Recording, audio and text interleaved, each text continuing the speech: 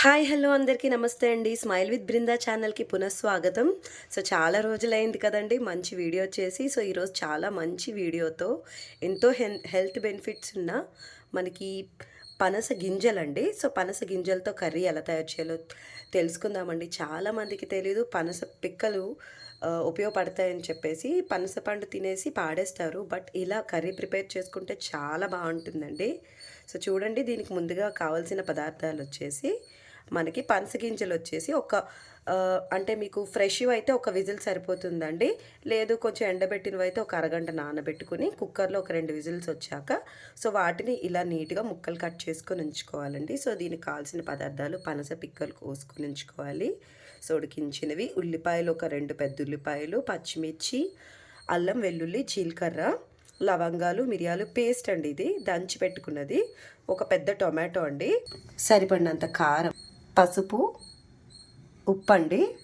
చాలా సింపుల్ ఐటమ్స్తో ఈజీగా చేసుకోవచ్చు. చాలా టేస్టీ రెసిపీ అండి.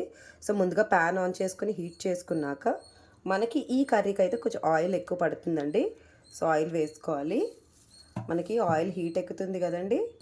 ఇలా ఆయిల్ హీట్ ఎక్కే టైంలోనే ఉల్లిపాయలు, పచ్చిమిర్చి వేసుకోవాలండి. చూసారు కదా, చక్కగా ఆయిల్ బాగా హీట్ ఎక్కింది. దీంట్లో ఇలా వేసేసుకోవాలి మొత్తం.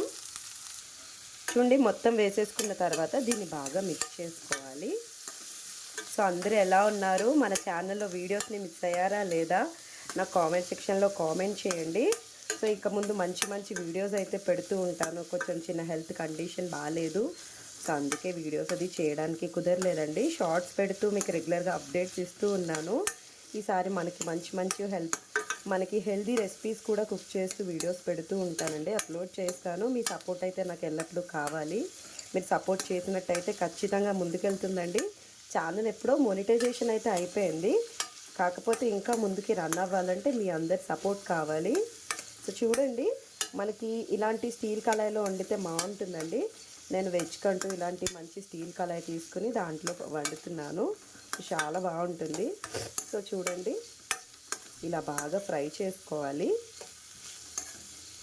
తప్పకుండా మీరు కూడా ప్రతి ఒక్కరు, ఇప్పుడు పనసపళ్ళు సీజన్ కాబట్టి మీరు తప్పకుండా ట్రై చేయండి. నా బెస్ట్ సజెషన్ ఏంటంటే, పనసపండు తిన్న తర్వాత ఆ పిక్కలు ఉంటాయి కదండి, ఒక 1-2 డేస్లో మీరు ఇలా ప్రిపేర్ చేసుకుంటే ఆ పిక్కలో ఫ్రెష్నెస్ ఉంటుంది కాబట్టి టేస్ట్ ఇంకా బాగుంటుందండి.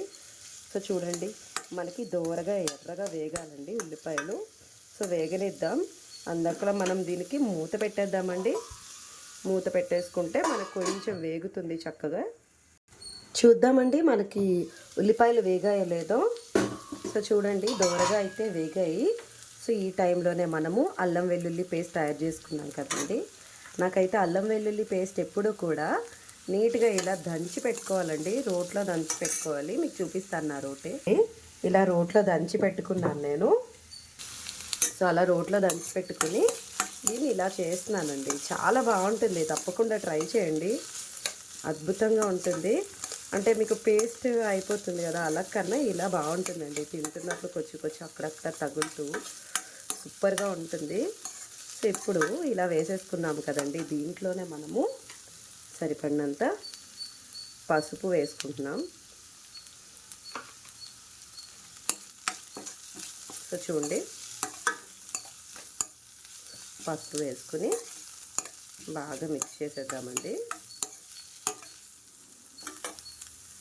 చూడండి, బాగా మిక్స్ అయింది కదా, కలర్ఫుల్గా చాలా బాగా కనిపిస్తుంది కదా. బయట వంటలు ఎన్నో ఉంటాయండి, దానికన్నా మనం ఇలా ఇంట్లో చేసుకుని స్పెషల్గా టేస్టీగా తింటే చాలా బాగుంటుంది. కొంచెం సేపు ఓపిక పడితే మనకి ఈజీ రెసిపీస్ అన్నీ చక్కగా ఇంట్లోనే చేసేసుకోవచ్చు. ఇలా వేగుతున్న ఉల్లిపాయల్లోనే మనము ఈ పనస పిక్కలు అనేది వేసుకోవాలండి. ఎందుకంటే మనకి ఉల్లిపాయల టేస్ట్ అనేది అది అంతా పడుతుందండి ముక్కలకి. మీరు వాటర్లో వేసే కన్నా ఇలా వేసుకుంటే బాగుంటుంది. ఇలా వేసుకుని కొంచెం ఒక 1 మినిట్ మూత పెట్టేసి అప్పుడు మనము టొమాటోస్ వేసుకుంటే చాలా బాగుంటుందండి. అల్లం వెల్లుల్లి ఘాటు అది కూడా ముక్కలకి పడుతుంది. ఇది చికెన్ లాగే ఉండాలంటే మనకి నాన్ వెజ్కి ధీటుగా ఉండాలి కాబట్టి అలా మనం చేసుకుంటున్నాం కాబట్టి మనకి ఇలాగా ముక్కల్లోనే వేసుకోవాలండి.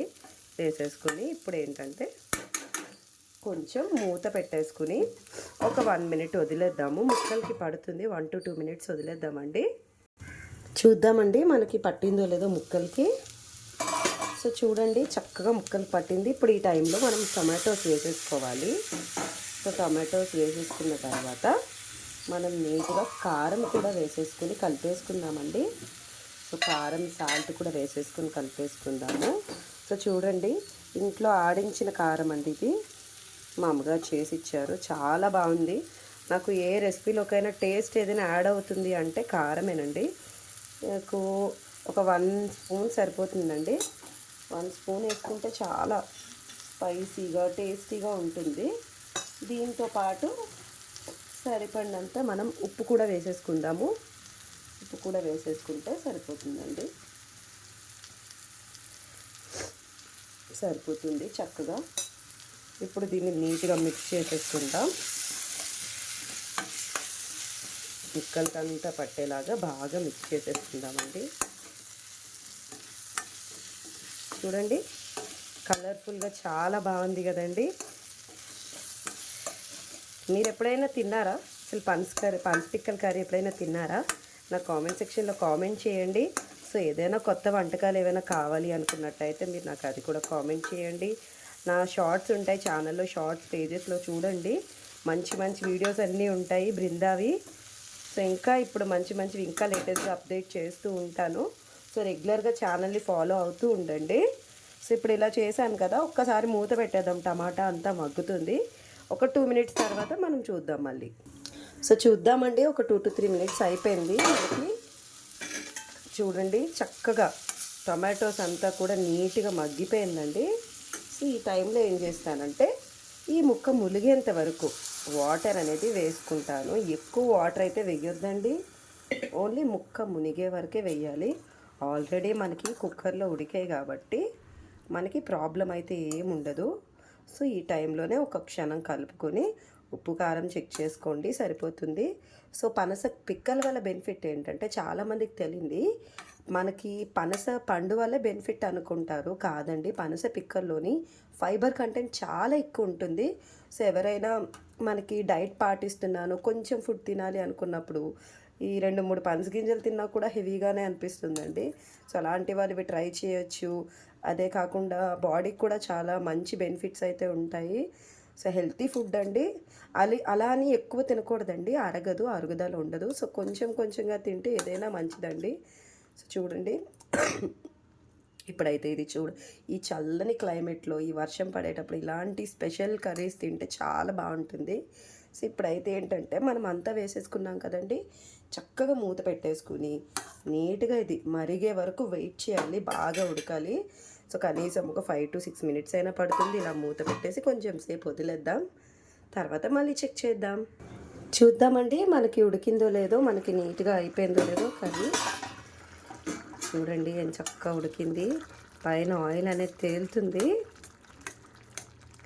సో చూసారు కదా, ముక్క ఆల్రెడీ ఉడికిపోవడం వల్ల సో ఇప్పుడు ఆ ముక్కకి నీట్గా కారం ఉప్పు అంతా పట్టిందండి.